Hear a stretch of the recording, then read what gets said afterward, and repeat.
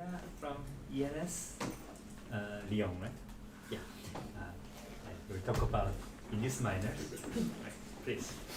So, hi everyone, and thank you, Sangil, for giving me the opportunity to share this work. Today I'm going to present you a work I did with Edward Bonnet and Hickingbotham on an induced variant of the Forest-Minor theorem by Robertson and Seymour. So first, let me recall what an induced minor is. So graph H is an induced minor of a graph G. It can be obtained from G by vertex deletion and H interaction. So contrary to classical minor, you forbid H deletion. Because you forbid H deletion, you get rid of the fact that H-minor-free classes have a linear number of edges.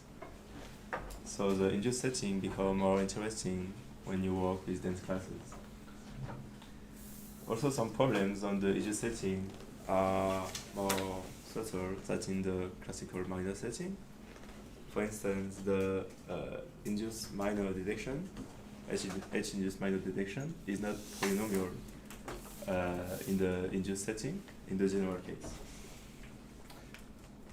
The other notion I will need is pathwidth. So the pathwidth of a graph is determined with a path decomposition. That is,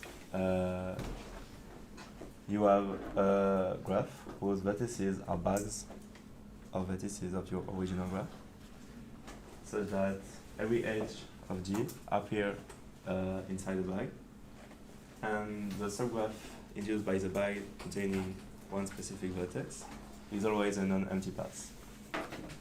So the width of a path decomposition is the size of the largest bag minus 1, and the path width of a graph is the minimum over all path decomposition.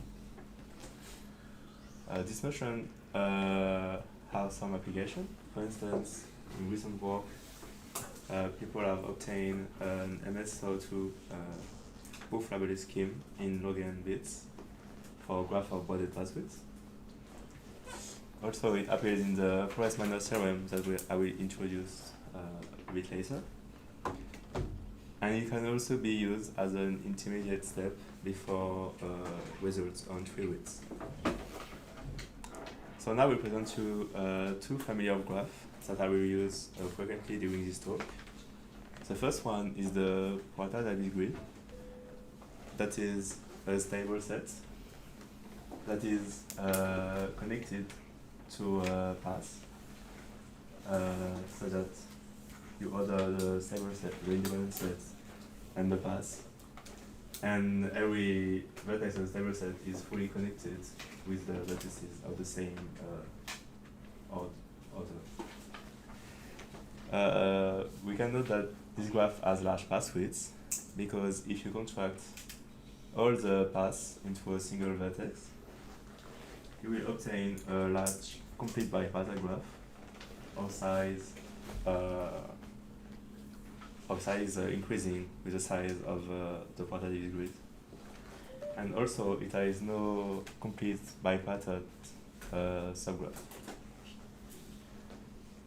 The second graph is the delta. So here the construction is a bit more tricky. So you start with a single edge, and then when you build the new vertices above, you add vertices on both sides of it, and then between every existing vertex of the path, and so on. This graph also has large path widths, because by contracting these vertices repeatedly, you can create a large complete graph that increases with the height of the delta.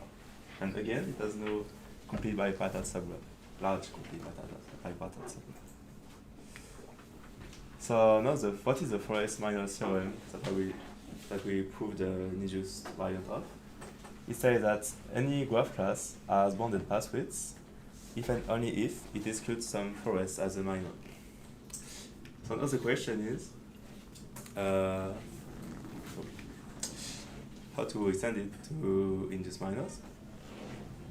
So we quickly find that only some forests will answer positively this question. Because, for instance, the pathwidth grid excludes some large binary tree as induced minor. And also, we will work on the weakly sparse setting, so there is no complete bipartite subgraph. Because otherwise, if you can find some induced complete graph, induced subgraph that is a complete graph, or a complete bipartite graph, then you quickly have no choice but to exclude some trivial graph as an induced minor. So it's not very interesting. So here the question we ask is, for which forest does every F-induced-minor-free KTT subgraph-free class have bounded pathwidth? We'll say that a graph is positive if every graph is a large pathwidth, which is sparse. Graph that is a large pathwidth admits H as an induced minor. So it means that it answers this question positively. And negatively, if there is some large pathwidth graph, weakly sparse, that excludes H. So even if you have a class that excludes H as an induced minor, it doesn't imply a bounded pathwidth for the class. And our result is that a graph is positive if and only if it's an induced minor of some disjoint union of specific trees that we will describe later. So the sketch of the proof of this result is that first we determine some sufficient condition for being a negative forest using our two familiar graphs, so the quadratic grid and the D-star. Then we show that these are equivalent to not being an induced minor of our disjoint family of forest trees. And finally, we prove that being an induced minor of this family implies being a positive forest. So the TL is, what is TL? This will be described later. These are trees, copy of trees that have size increasing with L, infinite family of trees. LTL means L copies of. Exactly. You have a copy of T2L and L disjoint copy of T1L, and same for T3L. So are they like having small radius, or these things? I mean, you really. L is just a parameter that help create the tree. Mm-hmm.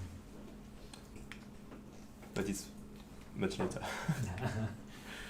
So first, the first step of the characterization of a negative graph is that if you have three pairs disjoint non-path induced subgraph, so here A, B, C, such that there is a path between, say, A and B, there is such a path that is not in the neighborhood of your third non-path subgraph. So here it's a minimal tree that satisfies this condition. And we prove that if your forest has this, then it's negative.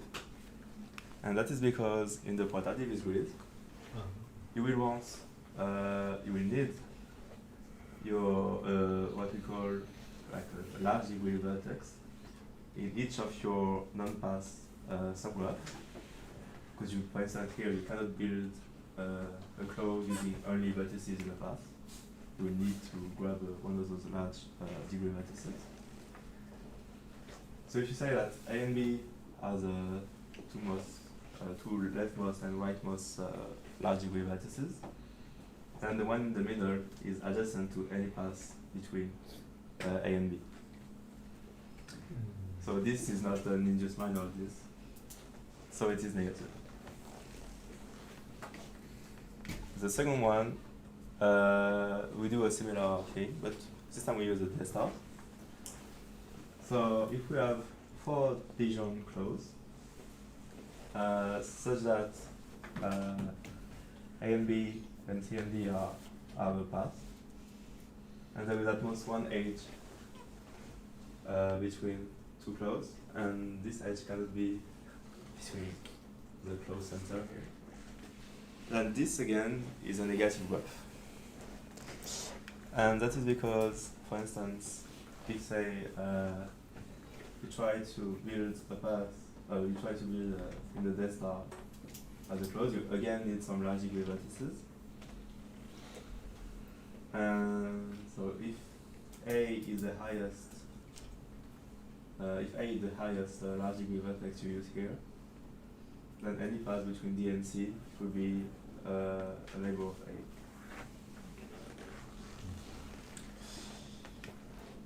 So we have that for the first step. Any graph. Wait, sorry, why? So you have this edge between B and D in that case, and why do you know that?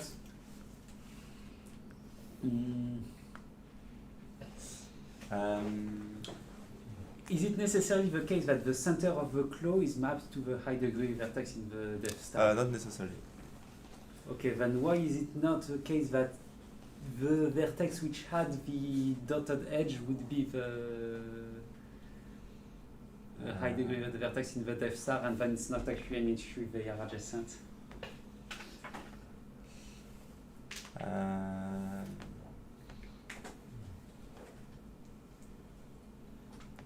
At least one vertex of claw should be high degree vertex, so maybe that green line contains another vertex in claw A.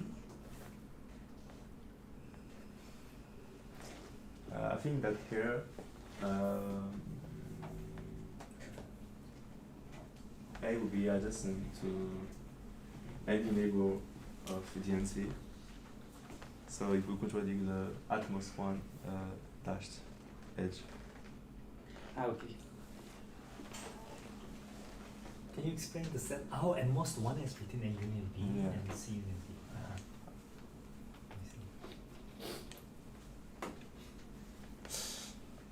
Okay. So now we have the previously told configuration. So here, these are just minimal tree and forest that satisfy it. But I will keep these because for simplicity. And I will show that not being an induced minor, that this is sorry, that if you have either of these as induced subgraph, then you are not an induced minor of our family. So now we start describing what this family is. So first, T1L is a tree built with so the L size T1L is built with an L star, L size star, and at the end of each vertices you build two L-length paths. So look like this.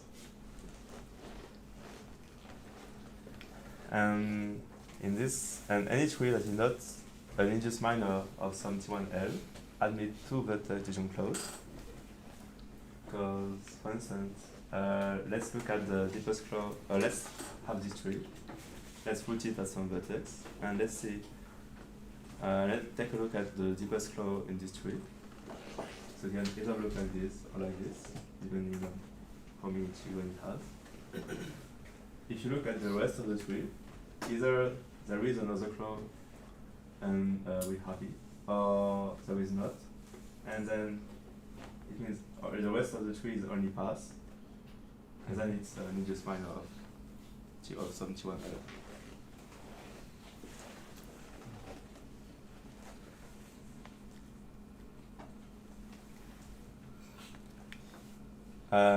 And if we combine it with this part of the result, so for disjunct clause with the path between them, we have that a forest with at least two connected components, not the induced minor of T1L is negative, because then you will build two disjunct clause linked by a path in the first component, two disjunct clause linked by a path in the second component, and this is an induced subgraph forbidden previously. So we'll have a negative forest. Okay, now let's extend our equivalent. We'll describe the new added family, T2L and T3L. Oh wait, can you go back? Yeah. So the forbidden things are like three clauses joined by paths, right? So here, for instance, we forbid any. So if we have a pair of clauses linked by a path, and another pair of clauses linked by a path, this is forbidden. Yeah. Oh, because they belong to different component. I see. There's no edges. Yeah, Oh, exactly. I see. So in one component we have the two edges, the two dotted adhesion clause, and it's the same tree, so it's connected. And the same goes for the second one. And it doesn't have to be connected by these specific vertices. It's just a minimal forest verifying this. So yeah. Okay. Sorry again. So if you have a double star, how do you find it at the vertex minor of T1M? If you have a double star. So the two vertices of high degree adjacent and then just their neighbor.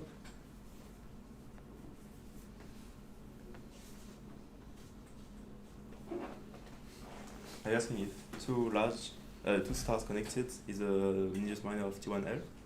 Mm-hmm. I mean, it don't have two clauses, right?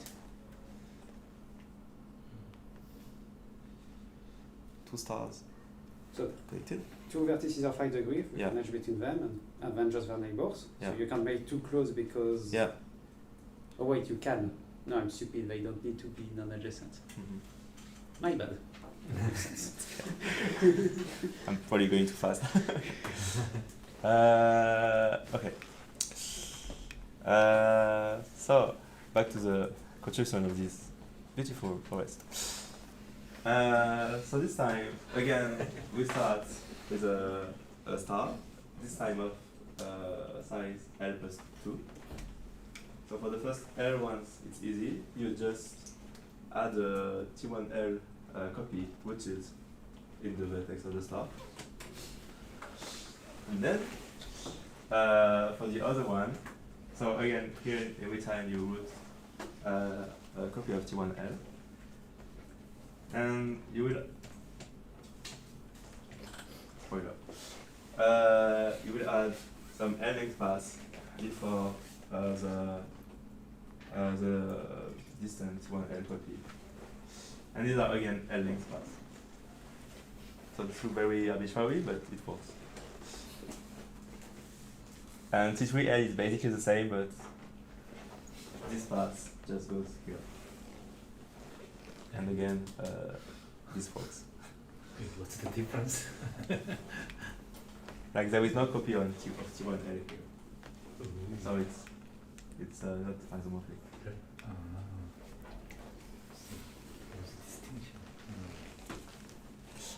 But we won't go too much into the technical details, so it's okay if you don't remember this. I just present it for completion of the proof.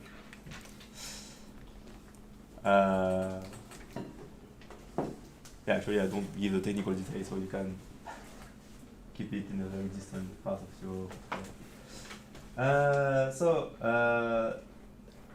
Any tree which that doesn't have either of the previous configuration as in the subgraph is an induced minor of some T2L and T2L.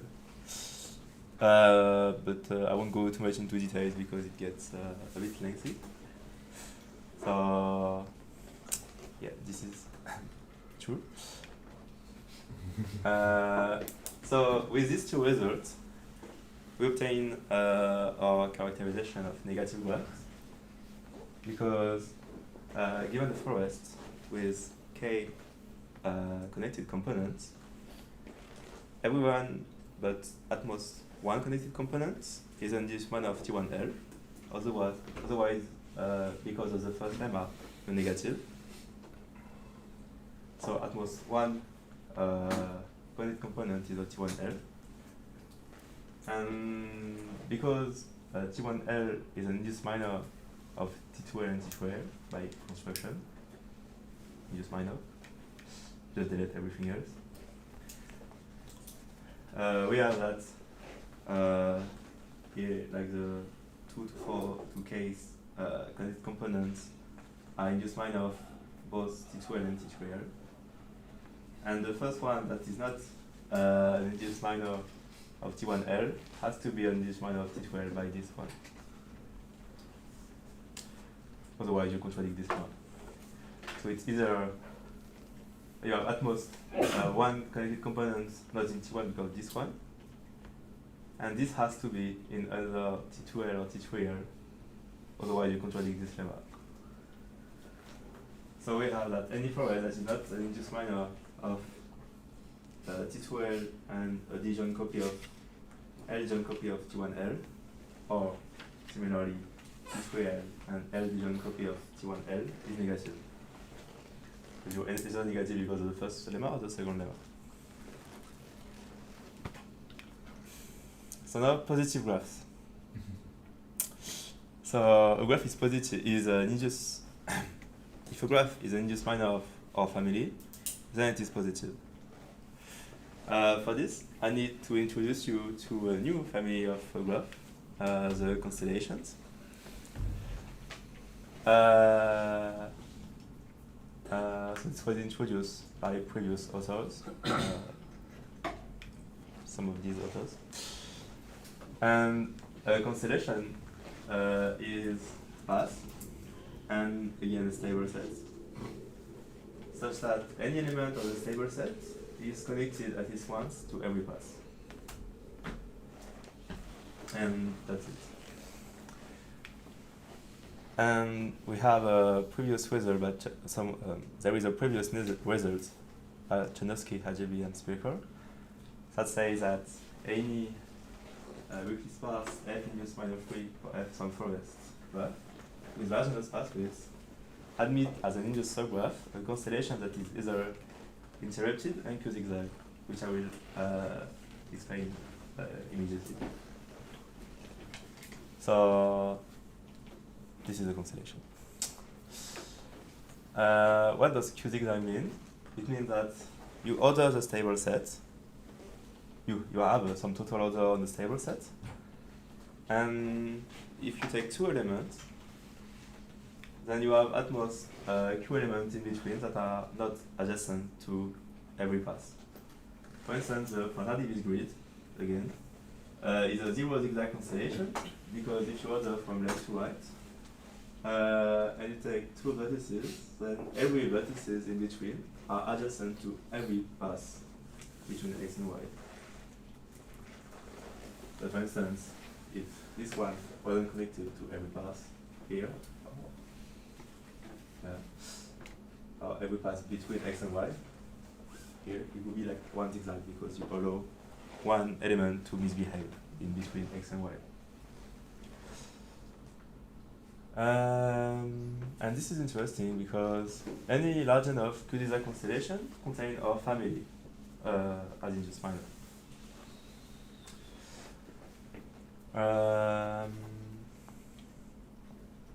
Is the definition of q-zigzag clear? Perfect. I won't go into technical details because it gets very ugly, and I don't want to go there.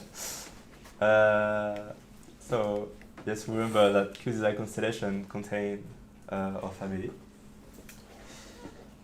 And so I presented the first theorem was about q-zigzag constellation and interrupted constellation. So now the interrupted case. This time in your order, any vertices larger than two other see every path between the two lower ones. So as you could have guessed, the death star again. If you order from the bottom to the top, any vertices above see any path by construction of the death star between the lower vertices.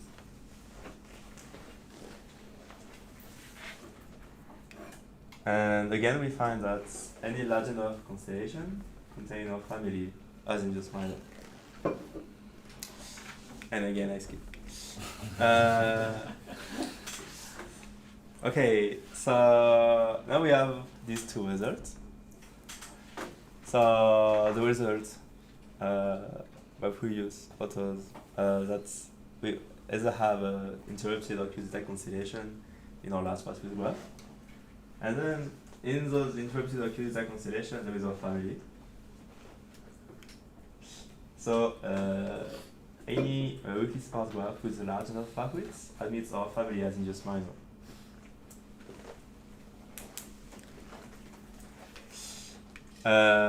So we have our result.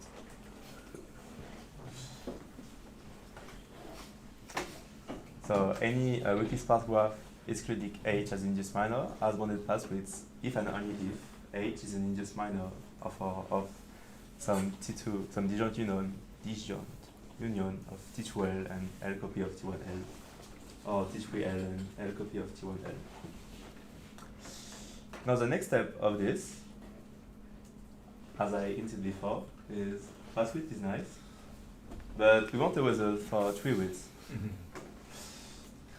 And we believe we are kind of close to it for two reasons. So the first one is that the forest is positive for pathwidth if and only if it is positive for treewidth.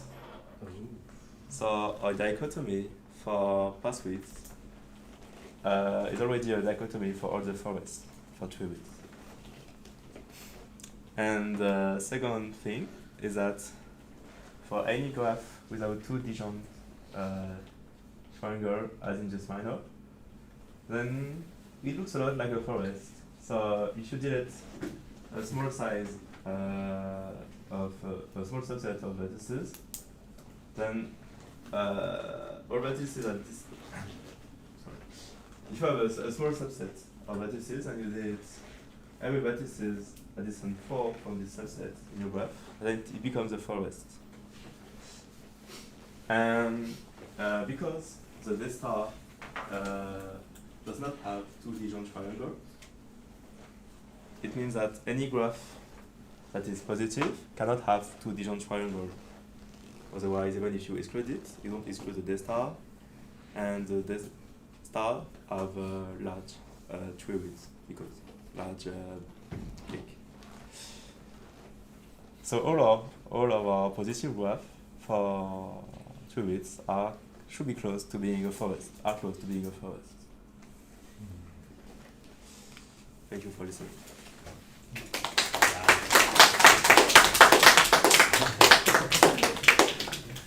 This is probably the best round we ever had. So, a lot of questions. We can have a lot of questions. Any questions? So this might be a silly question. So every graph is either positive or negative. Yeah, by definition of this. Yeah, Yeah. Like positive just means. no zero graph. Sorry. Like either your graph is a subgraph, so it's induced minor of every graph with large pathwidth, or some graph with large pathwidth doesn't have your graph. Some graph. I thought that it is an every KTP. It just means, do you answer positively or negatively this question? So either you have a forbidden induced minor and every graph of large pathwidth is kicked out of your class, or even if you exclude it, because some do not have this as induced minor, they still remain in your class and they keep the pathwidth high. So you want this to be like for all T or right? So this is for a fixed T. yeah, but like there could be a situation where for different values of T you might have positive become negative or right? No, it's for When any given T's- tree. when T is 1, then everything is Yeah.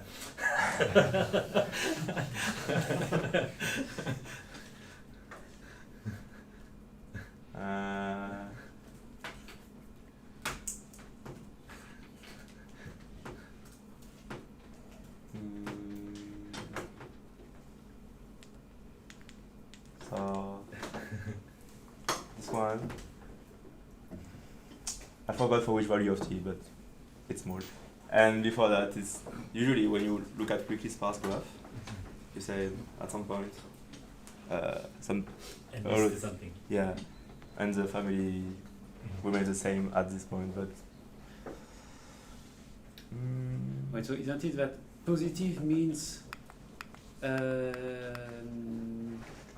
every T. for any T, if you exclude your graph, you have. Wait. But I'm that's going to not make doesn't something. have- Like, I feel like positive should be it works for every T, and negative should be there's a counterexample for some T. right. Isn't that? The bound for pathwidth should depend on T, right? Yeah, of course. One another silly question. Why you name the positive and negative in here? Sorry. So why you use the naming the positive and negative? Oh, because if H is positive, then H is also positive in this question. So just it's positive if every F is just blah blah blah works, and that's just it. Just positive and negative for this question. It's just easier than just writing the whole property each time.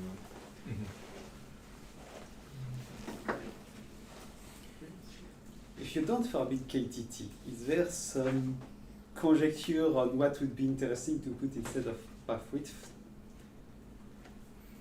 So even treewidth isn't very interesting. 'Cause I mean, no, treewidth shouldn't be. It's, I was thinking of replacing pathwidth with some dense notion. I'm not very familiar with this yet, so I don't have It was path an alpha. opinion yet. But I think Yeah, I think linear click width probably doesn't work well, but maybe alpha pathwidth. Press alpha. I think path alpha you also need this KTT thing too. That's Right. like you have to Okay. obey the click, right? Yeah. Or by click, right? Yeah. But otherwise, you Yeah, don't we- get any sparse thing as a sparse Maybe as an induced minor. KTT induced It's probably a subequation. Yeah. I just know the weakly sparse assumption is very common in just setting, but I don't know much more about it yet. What about the bound? Like if you obey the, let's say, n vertex tree, The exact bound on the like can you get polynomial bound or whatever? Like I don't remember the exact bound. pathwidth is bounded by some function, right? So function of t and size of f. In the positive case. I don't remember the size of the function. Is it currently exponential function or never paid attention? I know we describe it, and I know I forgot about it too. So But it depends on the lemma, right? it depends on T, Maria, depends on the forest. Sophie and Hazard, right? It depends on the parameter L we use for T2L and stuff, and depends on T for here Yeah. which big click you for with. But I don't remember the exact bound. Sorry. Or even the polynomial exponential. Can you go to the last slide? Direction. Wrong direction. Yeah. It's circular.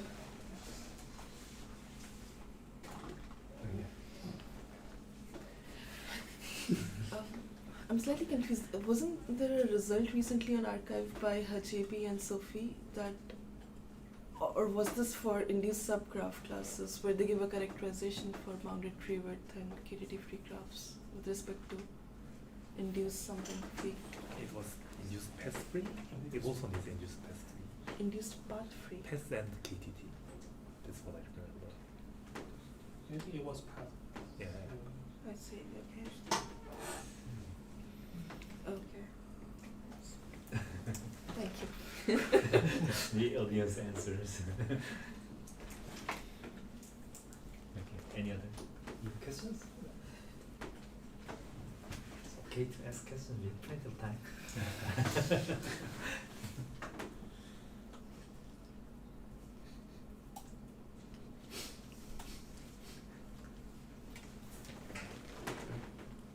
Okay. So is there a conjecture for the treewidth? Like For looking which at- graphs we will use? Yeah.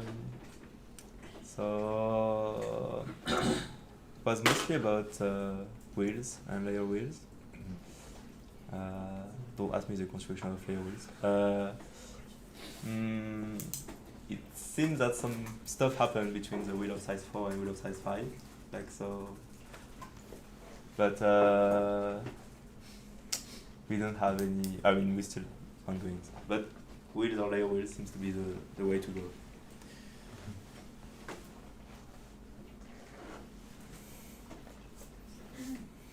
Right. Any more questions?